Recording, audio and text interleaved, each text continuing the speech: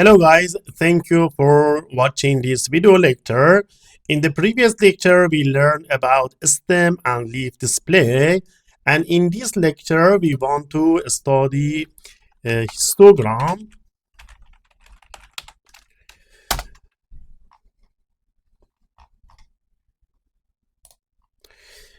So what are histograms? A histogram is a kind of graphical representation that we use for distribution of numerical data. In histograms, we use bars to show the frequency, the number of occurrence of data points within some specified intervals, or also we call them as bins.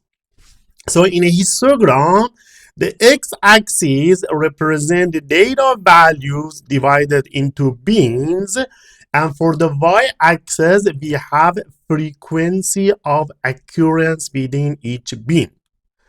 Histograms help us to visualize the shape, spread, and central tendency of the data set that we have, and they make it easier in order to identify patterns such as skewness, symmetry, or multimodality. So histograms show whether data follows a normal distribution. Unusual spikes or gaps in histograms may indicate anomalies in the data set that we have. Multiple histograms can be used to compare distribution across different groups or time periods. In probability theory, histograms approximate the probability density function. Later we will study.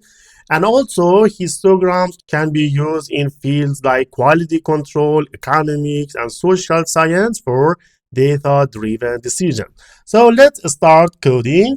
We already have this example. The website www.charitynavigation.com gives information on roughly 6,000 charitable organizations, and there are many smaller charities that fly below the navigator's radar screen. Some charities operate very efficiently with fundraising and administrative expenses that are only a small percentage of total expenses, whereas others spend a high percentage of what they take into on such activities. So anyway, we have a data set about these charities, and we want to see what is the behavior of this data. So very easy, we can plot histogram. Histogram comes from Matplotlib library. So we do import matplotlib.pyplot as plt. In here, we imported this library and we rename it as plt for easier use. Then from plt, we call histogram of our data, and then we can plot it, right? We don't need this one. So you can see here we have a histogram of our data, and each bin seems to be randomly selected. Okay, but if you want to decide the bin size by ourselves, so we go for bins equals to, for example, 10. So you can see bins are equal to 10. We can change it, for example, bins equal to 5. You can see bins are separated into 5. You can see I want to change it to 20, right? So I can have bins of 20. So the smaller bin size, the less number of bins that we have here. So this is what we have here. So from this histogram, we can see that the most of our data are here around 0 to 20. And this in 80, we can consider this one as the outlier, right? And we don't have anything here. So this is somehow similar to stem and leaf display that we had already. So this is one representation of that data. This is another way of representation of the same data, and this is histogram. We had already something called as relative frequency. It means the number of data in each bin divided by the total data. So we want to add some relative frequency to this histogram as well. So what we do here, we import NumPy as NP, and we have already Matplotlib imported. So what we do here, we define, for example, plot histogram, and we say data and beans equal to 10. Then, so this function we have defined by ourselves to plot histogram and also show the relative frequency. In here, we need to have two variables because we want to compute histogram counts and bean edge. So we say counts and edge equal to np.histogram and data and beans, right? Data and beans. So let me delete this one. Data and beans equal to 10 because we receive beans from here. Then we need to calculate the relative frequency. So our relative frequency equals to what? Counts divided by counts.sum. So what we do here, we calculate relative frequency by dividing counts by the total sum of the data that we have. Then we plot it. So we call plt.figure, and we can decide any figure size that we have, for example 10 and 5 anyway. Then we say that plt bar is its, and in here we create a bar chart with calculated relative frequency. Okay, so this one -1, and then relative frequency, and then we can decide the width is equal to np dot diff edge, and then also we can decide the color, edge color as, for example, black. Okay, so let's remove this automatic as black, and in here also we can decide alpha. Okay, so let me explain what happened here. This PLT is that we already renamed this library as PLT. Okay, then in here we call a function bar. This function creates a bar chart in Matplotlib, and it has some arguments like position, x values, height, width, and appearance. Then here I got edge column -1. So this edge is assumed to be an array. So this edge we already extracted from histogram here, and this column -1 extract all elements except the last one. It means this is bean edge that we want for later. Then this is the relative frequency, and then we go for width. So this is compute the difference between consecutive bean edge and giving bean widths. This ensures that bars correctly span each bean's width. Then we selected color here, and this alpha 0.7 is for transparency of bars. So it can be from 0 to 1. Later we will change and we will see what happens. So then we can go for example, X label. So we can go for X label as value, for example. We can say data range. This one we can say data range. And then Y label is a relative frequency, and title histogram with relative frequency. Then also we can turn on grid to show the grid. So we can go for grid, and in grid, for example, we say axis is equal to Y, and then we can say line style equals to dash dash, and transparency we say equal to, for example, 0.6. Okay, So this is what we did for our plot, and this one in Colab we don't need. Then in this function we need to extract and add the relative frequencies as well. So adding relative frequency as the text on top of each bar, we need to go for this for loop. So we say for I in range, this range will give us a length of relative frequency, for example. So we go for length and RF as the relative frequency. So what do we here in this for loop? It iterating over each bar in the histogram. That how many bars do we have? So then if the related frequency I, the counter, is greater than 0, we don't want to print 0 values, right? We want to print only more than 0. So we only display the frequency if it is greater than 0. If it is 0, we don't show it, right?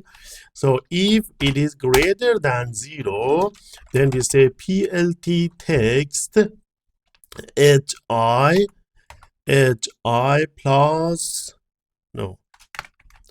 So text, this is not what we want, it's I, okay. Then relative frequency of I, each one we go for that one, plus 0.01. So we place text slightly above each bar, and also we center it horizontally.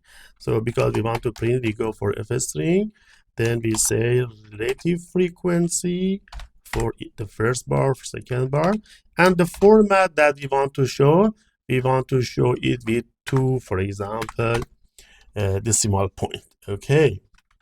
Now also we can say that the horizontal alignment should be equal to, for example, center.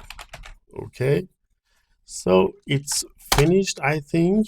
So let's call it plot histogram. We call our function, and what we do, we will pass our data and we say beans is equal to, for example, 10. There is some error here. What is the error? The error say it is in line number 3. RF count on 2 parentheses should be here. Okay. See, it's okay.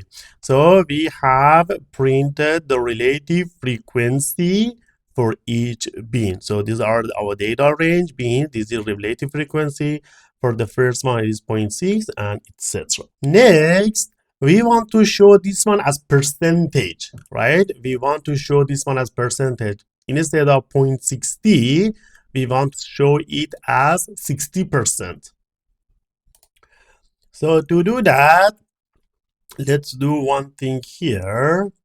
For example, if I say relative frequency is equal to, what we do here, we say, for example, RF multiply 100. So it means RF is equal to RF multiply 100, right? Then we have to remove this one and make it 0, and also we made to add 1 percentage size here. So you can see here in this case we have relative frequency as 60. It means 60% of our data is in the first bin, 27% in the second bin, 7% in here, and etc. Now we want to add the distribution frequency table to this code. So what we do here, we need to find out the intervals. So we say intervals. We create a list of class intervals as a strings for the frequency table that we need for I. So edge I is okay. Then edge I plus 1 for I in range, it's okay. But here we need to define the decimal point. So for example, we can say here 0.2f, here, and we will put it in this one. Then they do the same thing here. We do the same thing here. Okay.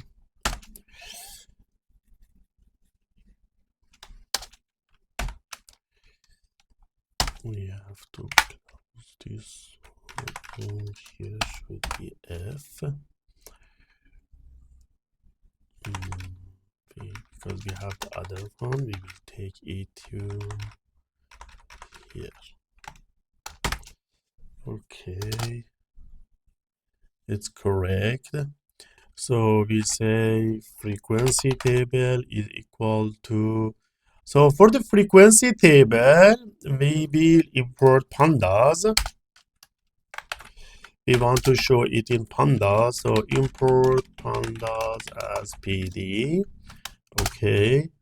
Then in here we say frequency table is equal to PD dot data frame, and okay, here then class interval, the first one is class interval, and class interval is equal to what? Intervals that we have defined here. This is bin interval as string that we have. The next one is frequency, and frequency is our counts, is okay, correct. So this is absolute frequency of data in each bin, and relative frequency, you can say in percentage, because we have it in percentage, and this is relative frequency as a percentage that we have. So let's see what we did. Then now, okay, we did it here. And the last step is inside the function, we print our table. So what we do here, print, then we say ft, and we convert it to a string, and also we can say index is false.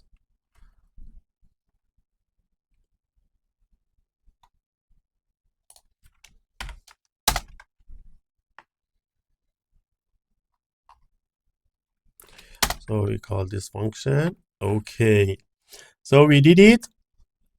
Class interval from 0.8 to 9 almost. Frequency is 36 and 60%. So while relative frequency has many zeros, here we can change it. We can say here, for example, as type, and in here we say integer. We convert it to integer. Then you can see here 60%, 20%, and etc. And this is the frequency, relative frequency, and this is the class interval.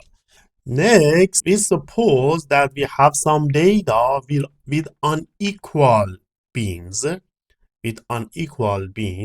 For example, we have this data set, and we want to go for histogram with unequal bins width, and also we calculate density. Density represents the normalized frequency of observation per unit width of the bin. First of all, we say that, for example, our class intervals are equal to, for example, we say 2 to less than 4, as this is one class. Then we say, for example, 4 to less than 6 as another class. Then we say 6 to less than 8 as another class. Then 8 to 12 as another class. Then 12 to less than 20, this less than 20, less than 12, this we say here less than 20, another class, and 20 to less than 30 as another class. So what we have here, we have 1, 2, 3, 4, 5, 6 classes, but their width is totally different. This is 2, 2, 2, this is 4, this is 8, and this is 10. So this is our class intervals. Then, so we can say that from here, we can say that bin edge is equal to, for example, 2, 4, 6, 8, 12, and 20. These are our edge. Then we calculate the frequency. So frequency from the histogram, we take it out from histogram, np.histogram, and data that we have up there, and beans equals to what? Beans edge that we have. Okay. Then we calculate the relative frequency. Relative frequency equals to frequency divided by length of the total data that we have. Then we have class width. So class width is equal to what? 4 to 2. So width of each class interval 6 to 4, so it automatically shows here. Then we calculate the density. Density equals to relative frequency divided by class width. Okay. Next, we create our table. So table data equals to, so it shows it here, class interval CI, frequency frame, relative frequency RF, and density that we have. Then we create a data frame. We will convert it to a data frame, table data into a data frame. Then we display the table, print df. Okay, we did it, right? So class interval, frequency, relative frequency, class width, and density. Also, we can plot it, right?